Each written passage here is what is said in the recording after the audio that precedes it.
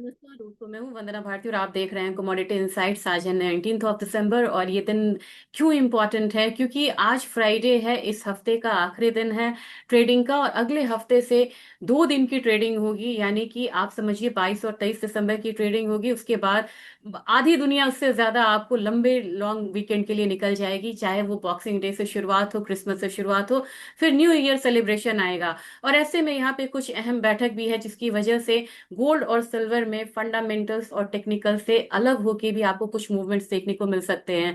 आप बहुत कंफर्म होके नहीं कह सकते, लेकिन कुछ जो ट्रिगर्स है वो मैं आपसे, अगर इस वीकेंड में आपको लगे या रात के में मूवमेंट लगे, तो आपको इन सब चीजों को रेफर करना चाहिए। कुछ पॉइंट्स मैंने इकट्ठे किए हैं खासकर आप लोगों के लिए, कि ताकि इसको मैं अच्छे से समझा पाऊंगा क्या क्या वो ट्रिगर्स हैं जो कि अभी प्रभावित कर सकते हैं गोल्ड सिल्वर के प्राइसेस को। एक तो कॉमिक्स की मीटिंग की बात आ रही है, और ये मीटिंग जो है वो आज शेड्यूल है। और ये बहुत ऑथेंटिक सोर्स से नहीं मिल रहा है, जिसमें वो गोल्ड और सिल्वर को लेके कुछ यहाँ पे डिसीजंस ले सकते हैं ट्रेडिंग के बारे में। ये अगर मुझे कंफर्म हुआ तो मैं आपसे अपडेट जरूर दूंगी। दूसरी बात है कि हॉलीडे हमारा शुरुआत हो रही है, तो हॉलीडे की शुरुआत हो रही है, तो अगला हफ्ता या अभी से ही आपको थिन ट्रेडिंग दिखेगा। यानी कि जो भी यहाँ पे आपको ट्रेंड दिख रहा है वो वॉल्यूम सपोर्टेड नहीं रहेगा, तो वो फ्रेजाइल हो सकता है। और नेक्स्ट डे आपको दूसरी मूवमेंट देखने को मिल सकती है। ईयर एंड आ रहा है। अब आप बोलेंगे ईयर एंड है तो इसका फर्क क्या पड़ता है? ईयर एंड में क्या होता है, बहुत सारी जो पोजीशंस है, हेज फंड्स की पोजीशंस जो हैं वो यहाँ पे कटती है। जो हमारा फाइनेंशियल ईयर आपको अप्रैल टू मार्च होता है, वो इनका जनवरी टू दिसंबर होता है। तो 31 दिसंबर से पहले काफी सारी पोजीशंस कटेंगी, तो हो सकता है कि उसमें हम एक मतलब कि करेक्शन आता हुआ देखिए कमोडिटीज अक्रॉस द बोर्ड। बहुत ज्यादा नहीं, लेकिन एक करेक्शन यहाँ पे एक्सपेक्टेड है। तभी मैं आपको कहती हूँ कि एक करेक्शन गोल्ड और सिल्वर में हो सकता है कि लास्ट वीक ऑफ या अगला हफ्ता, या कह सकते हैं या उसके बाद वाले हफ्ते में, जो भी 1-2 दिन बाकी है उसमें हम आता हुआ देखें गोल्ड और सिल्वर में करेक्शन। ड्राई वॉल्यूम आपको ऑप्शन में बहुत ज्यादा आ चुका है, जो मैंने आपको दिखाया था, ये कंसर्न है मार्केट के लिए। एक तो कारण है कि ईयर एंड है तो यहाँ पे पोजीशन वाइंड अप होगा। दूसरा है कि अब लोग यहाँ पे सिल्वर में ऑप्शन में ज्यादा ट्रेड नहीं कर रहे हैं, तो बहुत ज्यादा क्यूज मार्केट को नहीं मिल रही है। उसके बाद है कि यूएस बैंक जो पहले नेट शॉर्ट था, अब यहाँ पे नेट लॉन्ग आ चुका है। अगले यहाँ पे प्रेजेंटेशन में मैं यही दिखाना चाह रही थी। और ये किस कमोडिटी की मैं बात कर रही हूँ? ये बात मैं कर रही हूँ आपको सिल्वर की। सिल्वर में अगर आप देखेंगे तो जो 5 यूएस बैंक है, मेन बैंक है, उन्होंने अपने लॉन्ग को मतलब कि शॉर्ट को कवर करा। ये देखिए कितने तेजी से उन्होंने शॉर्ट को कवर करा है। और लगातार उन्होंने शॉर्ट को इतने तेजी से कवर करते हुए उन्होंने लॉन्ग पोजीशंस को बनाए हैं। शॉर्ट को कवर का मतलब है कि उनके पास फिजिकल नहीं है, वो फिजिकल डिलीवरी नहीं देना चाह रहे हैं, क्योंकि जितने भी लोग अभी यहाँ पे ट्रेड कर रहे हैं वो फिजिकल डिलीवरी के लिए डिलीवरी इंटेंशन से यहाँ पे काम कर रहे हैं। इसलिए उन्होंने शॉर्ट को कवर किया है, लॉन्ग बनाए हैं। नॉन यूएस बैंक में आपको कुछ बैंक्स जो है वो स्टिल अभी यहाँ पे शॉर्ट पोजीशन को उन्होंने बढ़ाया है। लेकिन ओवरऑल देखेंगे तो आप देखेंगे कि बहुत तेजी से मैसेज जो है वो शॉर्ट को उन्होंने कवर करा है और लॉन्ग क्रिएट करा है। इसकी वजह से भी एक बाइंग हम लोगों ने आता हुआ देखा था। और ये यूएस में आपको कॉमिक्स की इन्वेंट्री है, जो कि आपको ये वाला दिखा रहा है। तो इन्वेंट्री भी अब यहाँ पे थोड़ा सा जो डाउन साइड है वो जा रहा है। और ये इन्वेंट्री कहाँ जा रही है? एलबीएम में और शंघाई की तरफ जाती हुई दिख रही है। दूसरी बात है वॉल्यूम की, मैं बात कर रही थी। वॉल्यूम अब आप देखेंगे 15, 16, 17 दिसंबर का मेरे पास है। इसके हिसाब से देखेंगे कि एक हायर साइड के बाद अब बहुत जल्दी जल्दी आपको मूवमेंट देखने को मिल रही है। और ये वॉल्यूम में आप देखेंगे कि ऑप्शंस का जो कंट्रीब्यूशन है वो बहुत कम रह गया है, जबकि आप एमसीएक्स की बात करेंगे तो ऑप्शन में बहुत ज्यादा वॉल्यूम अभी भी है। इसके बाद एक चीज और बतानी है। Emergency meeting of comics board today 9 AM। 9 AM यानी कि यूएस का 9 AM, they may be force to halt buying in silver contract. ये आप इसको ऑथेंटिक मान नहीं मानिए अभी। आप ये मान के चलिए कि एक र्यूमर है, लेकिन मार्केट कभी कभी र्यूमर पे भी बहुत ज्यादा रिएक्शन यहाँ पे दिखाती है। इसलिए मैं आपको यहाँ पे आगाह करना चाह रही थी, क्योंकि निकल में एक बार हुआ था 8 मार्च 2022 को, जो बहुत ज्यादा यहाँ पे लॉन्ग पोजीशंस बन गया था। लगभग एक दिन में निकल दुगनी हुई थी। तो एलएमई पे उस दिन के ट्रेड को हॉल्ट करा गया था, और उस दिन के ट्रेड को ना मान के 7 मार्च को यहाँ पे कंसिडर किया गया था। तो ऐसा नहीं है कि अगर ये चीजें होती हैं तो ये प्रीवियसली हुई नहीं है और ये असंभव है। और उसके बाद उन्होंने वहां पे मार्जिन बढ़ाए थे, और उसके बाद काफी सारे कदम उठाए गए थे। ये हो सकता है कि सिल्वर में देखने को मिले, तो अगर मिले तो बहुत ज्यादा आश्चर्य की बात नहीं है। लेकिन इस न्यूज को मैं अभी फिलहाल यहाँ पे कंफर्म नहीं कर रही हूँ, क्योंकि मुझे ना ऑथेंटिक वेबसाइट से नहीं मिला है। चलिए, ये बात हो गई कि क्या हो सकता है टेक्निकल फंडामेंटल के अलावा जो कि गोल्ड और सिल्वर के प्राइसेस को मूव कर सकता है और मे बी एक करेक्शन की तरफ ले जा सकता है। तो ये चीज है। अब सीधा सीधा आप यहाँ पे लेवल्स पे चलेंगे और लेवल्स बेस्ड यहाँ पे बात करेंगे। उससे पहले मैं आपको यहाँ पे दिखाना चाहूंगी इकोनॉमिक कैलेंडर्स। इकोनॉमिक कैलेंडर्स में आपको 7 से लेके 8:30 तक मूव रहेगी, क्योंकि पीसीए प्राइस इंडेक्स है और उसके बाद एग्जिस्टिंग होम सेल्स है जो इंक्रीज होके आने की उम्मीद है। अगर इकोनॉमिक डेटा इंप्रूव होके आएगा तो एक दबाव पड़ सकता है गोल्ड पे। और दबाव पड़ सकता है, उसका एक और कारण है, क्योंकि यहाँ से डॉलर इंडेक्स में आप अपसाइड आता हुआ देख रहे हैं और ये लग रहा है कि थोड़ा सा कंटिन्यू हो सकता है अप टू आपको 99 तक।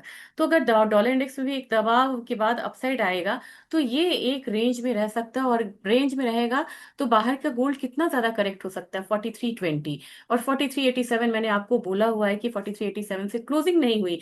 कल देखिए आपने कॉमेक्स ने इंटरेस्टिंगली यहाँ पे ऑल टाइम हाई लगाया 4409 का, लेकिन उन्होंने क्लोजिंग कहाँ पे दिया? उन्होंने क्लोजिंग दिया है आपको 4364, 4387 जो बोला था उसके ऊपर यहाँ पे क्लोजिंग नहीं हुई है। तो ये कंसर्न है मार्केट के लिए, तभी मैं वो लेवल बार बार बोलती हूँ। नीचे 4320 30 और ऊपर में 4387, यही एक जोन रहेगा आज के लिए। और गोल्ड में बात की जाए अपने बाजार में, तो अपना बाजार जो है अब यहाँ पे थोड़ा सा रेंज में है।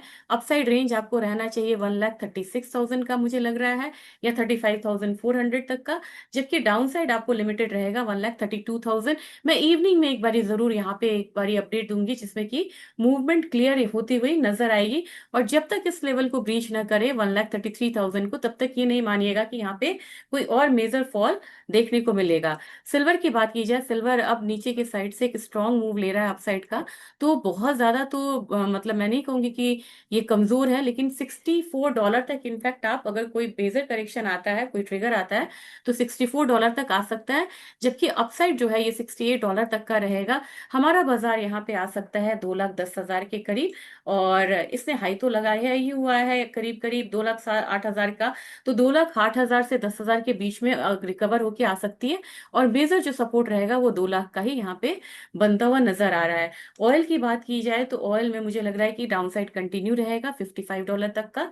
हमारा जो बाजार है इंप्रूव तो हो रहा है, लेकिन मुझे लग रहा है 5130 पे एक रेजिस्टेंस को देखेगा। जबकि नेचुरल गैस को देखा जाए तो नेचुरल गैस इसको देखते ही रिस्पेक्ट देता ही नहीं 3.8 को, जो कि यहाँ पे डबल बॉटम बना हुआ है। तो क्या इसका रेंज रहेगा? 3.8 लोअर अपर लोअर साइड, और अपर साइड आपको रहेगा 4.1 का। यानी कि 30 सेंट्स के बीच में आज यहाँ पे कारोबार हो सकता है और एक दबाव में ही है मार्केट यहाँ पे। तो अगला लेवल यहाँ पे 337 भी यहाँ पे एक्सपेक्ट हम कर सकते हैं। 2 दिनों में गिरावट क्यों हुई है? क्योंकि इन्वेंट्री यहाँ पे तो कम हुई, लेकिन एक्सपेक्टेशन से कम हुई। और ओवरऑल देखा जाए तो जो 5 इयर्स का एवरेज है उससे भी 8 से 10% अभी की जो इन्वेंट्री है वो ऊपर की साइड है। इसकी वजह से प्राइसेस पे दबाव देखने को मिला है, जबकि माइल्ड टेम्परेचर की बात भी यहाँ पे हो रही है। कॉपर में मुझे लग रहा है कि कॉपर आज बढ़िया लग रहा है, 1120 1122 तक लग रहा है। जबकि एल्यूमिनियम में बार बार बोल रही थी एल्यूमिनियम ब्रेकआउट देगा, ब्रेकआउट देगा। काफी दिनों से मैं बोल रही थी, देखिए कितना कंसोलिडेशन था।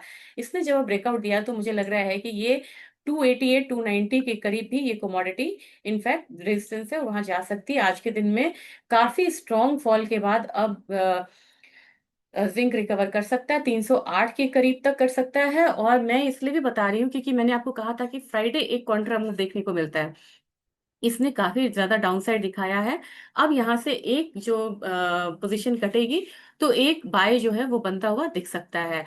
स्पाइसेस काउंटर की बात की जाए तो स्पाइसेस में अब थोड़ा सा यहाँ पे रुझान जो है वीक साइड का है। और टर्मरिक में मुझे लग रहा है कि अब थोड़ा करेक्ट होता भी है तो 15,500। और जीरा की बात की जाए तो जीरा मुझे लग रहा है कि बहुत ज्यादा नहीं, लेकिन 22,500 ऊपर में।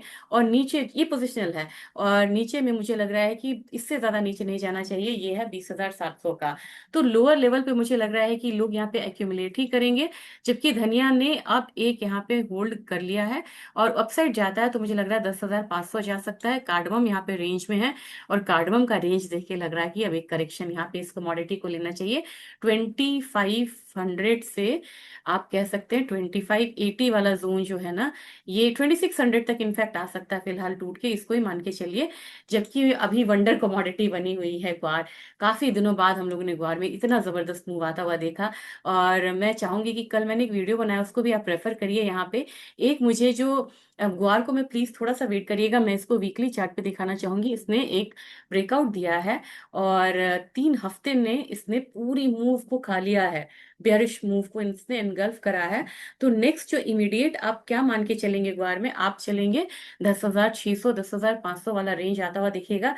बशर्ते कि ये जो डबल टॉप बना हुआ है ना, ये कैंडल और ये कैंडल, इसको ये सरपास कर जाए और यहीं पे आके यहाँ पे फिर से रुक रहा है। 10,160 से ऊपर की क्लोजिंग हो जाती है ना, या 65 से ऊपर, फिर आपको ये नेक्स्ट ले जाएगा 11,000 के करीब। तो ये मनाना होगा कि वीकली क्लोजिंग इससे ऊपर आ जाए। ग्वारसीड की बात है, ग्वारसीड ने बहुत अच्छा मूव दिया है, 5800 इसमें मान के चलिए। जबकि कुकुट जो है एक बारी बढ़ता है तो 3200 से 3250 तक देख सकता है। जबकि कैस्टर आपको एक रेंज की कमोडिटी बनी हुई है। ये आज का अपडेट था, थोड़ा लंबा था लेकिन जरूरी था मुझे सारे मैसेजेस को देना। तो होप सो आपका वीकेंड यहाँ पे अच्छा रहे। और पोजीशन, नेकेड पोजीशन नहीं लेना है, स्टॉप लॉस के साथ यहाँ पे ट्रेड करना चाहिए। और कोशिश करिए, समझ में ना आए तो मार्केट में बाहर रहने में भी कोई बुराई नहीं है। Thank you.